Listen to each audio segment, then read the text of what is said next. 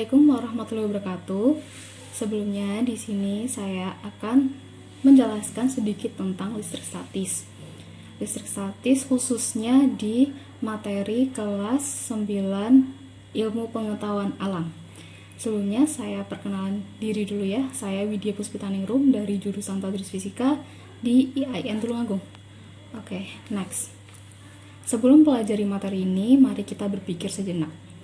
Nah, kenapa sih kita harus berpikir sejenak? Supaya melatih otak kita biar agak nyangkal sedikit ya tentang materi yang nanti kita bahas. Kita kasih sedikit kuis ya. Kenapa ketika kita menggosokkan sisir pada rambut, lalu setelah itu didekatkan sisir pada potongan kertas, lalu potongan kertas tersebut dapat terangkat, atau ketika sisir yang sudah digosokkan tadi itu didekatkan pada rambut-rambut tangan atau kaki itu juga terangkat. Kenapa? Ini ya ilustrasinya. Ketika sisir atau penggaris ini digosok-gosokkan kepada rambut atau kain wol dan sejenisnya, itu nanti ketika didekatkan pada potongan kertas ini, kertas kecil ini, nanti jadi terangkat. Nah, ini kasusnya adalah karena setiap benda itu tuh pasti memiliki muatan positif dan muatan negatif. Nah, ketika rambut yang memiliki muatan netral dan di sisir atau penggaris ini memiliki muatan netral, lalu ketika digosok-gosokkan, maka muatan netral itu ada muatan positif dan muatan negatif, dan kedua muatan ini jumlahnya sama. Nah, ketika sisir atau penggaris digosok-gosokkan kepada rambut, maka muatan negatifnya ini pindah kepada sisir tadi atau penggaris, sehingga ketika didekatkan pada potongan kertas kecil yang sebelumnya tidak memiliki muatan yang berlebih atau netral, itu menjadi terangkat. Nah, kasus inilah yang dinamakan dengan listrik statis. Sebenarnya ini bisa kita terapkan ya di dalam kehidupan sehari-hari. Listrik statis itu bisa kita jumpai seperti itu. Oke, tujuan mempelajari listrik statis ini yaitu diharapkan siswa dapat mengamati interaksi antara dua benda bermuatan listrik dan melakukan percobaan untuk menyelidiki muatan listrik statis dan interaksi gaya listrik dua benda bermuatan terhadap jarak. Oke, langsung ke pengertian. Jadi listrik statis itu adalah bahasan materi fisika tentang muatan diam. Muatan diam ini dimaksud adalah listriknya itu tidak berjalan, alias jadi memiliki dua interaksi dari dua benda. Jadi ada perlakuannya. Listrik statis ini dalam keadaan statis atau tidak mengalir dan muatan-muatannya berada dalam keadaan diam, seperti yang tadi sudah dijelaskan ya. Listrik statis ini dapat terjadi jika beberapa benda digosok-gosokkan ke benda lain. Nah, ini kan ada perlakuan antara dari sisir dengan rambut atau dengan kain wol. Nah, ini ada perlakuan seperti itu. Beda dengan kasusnya ketika kita menyalakan saklar listrik, itu kan sebenarnya memang listriknya itu sudah mengalir karena ada elektron-elektron yang mengalir seperti itu. Beda dengan listrik statis. Jadi listrik statis itu kalau tidak ada perlakuan, dia tidak bergerak. Oke, next ya. Bagaimana terjadinya muatan listrik? Sebelumnya, atom ini bersifat netral. Netral itu apa? Dalam arti apa? Muatan negatif dan muatan positif, atau muatan negatif itu biasa disebut dengan elektron, dan proton itu disebut dengan muatan negatif, itu memiliki jumlah yang banyaknya sama atau sama besar. Nah, elektron ini dapat keluar atau masuk dalam susunan atom. Jadi yang menyebabkan muatan listrik ini adalah karena perpindahan dari elektron, keluar masuknya elektron atau keluar masuknya muatan negatif. Nah, ini yang dinamakan dengan ini yang dimaksud dengan terjadinya muatan listrik, karena ada keluar masuknya atau perpindahannya elektron seperti itu. Jadi biasanya itu yang keluar tuh yang lintasan terluar dulu, twing gitu.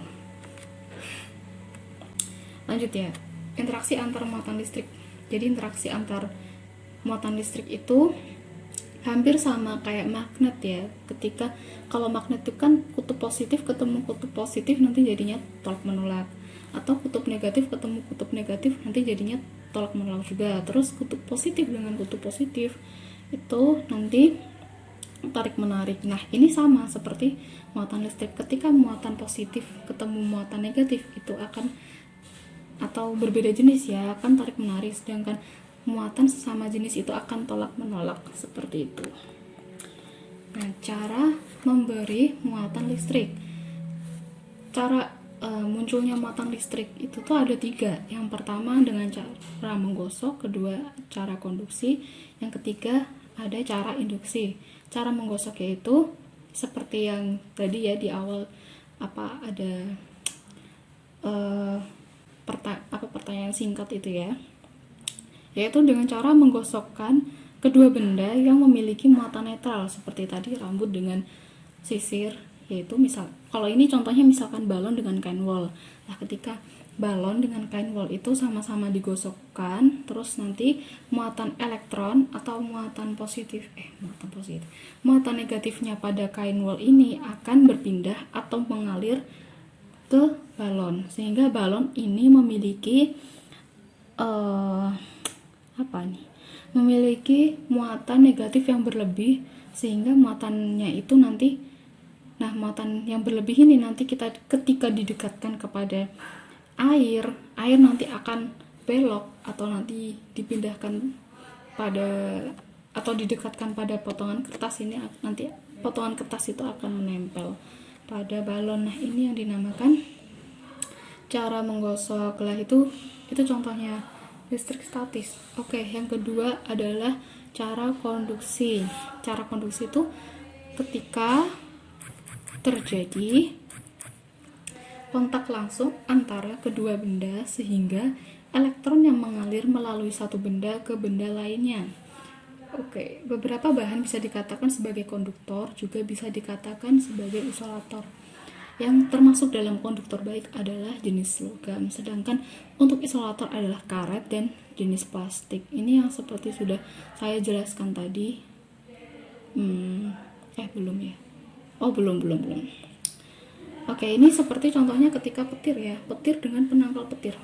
Petir itu kan terjadinya petir itu kan ketika awan yang memiliki muatan positif itu bertabrakan dengan awan yang sama-sama memiliki muatan itu bertabrakan, sehingga nanti muatan negatifnya itu keluar, atau biasa kita sebut dengan loncatan elektron. Loncatan elektron ini biasanya itu akan turun ke bumi. Nah, itu kan bahaya petir.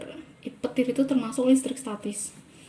Contoh dalam listrik statis. Nah, itu kan bahaya. Kalau misalkan seperti itulah, untuk menanganinya bagaimana? Dengan cara menggunakan penangkal petir. Nah, penangkal petir ini fungsinya untuk mengurangi adanya petir. Iya ya. Jadi penangkal petir itu biasanya kalau di gedung-gedung atau di sekolah itu pasti ada. Itu biasanya di atas atap, nanti disalurkan ke bumi atau tanah sebagai isolator ya. Jadi konduktornya itu adalah penangkal petir yang terbuat dari logam, itu nanti ditancapkan menuju ke tanah, sehingga ketika petir menyambar, nanti petir akan